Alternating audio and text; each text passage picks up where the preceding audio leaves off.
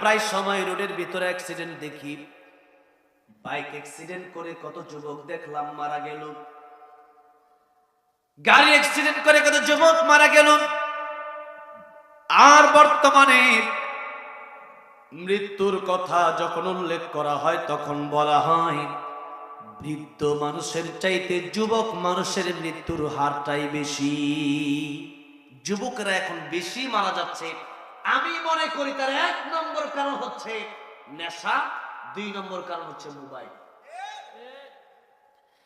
রাতের পর রাত ঘুম হয় না মোবাইলের কারণে।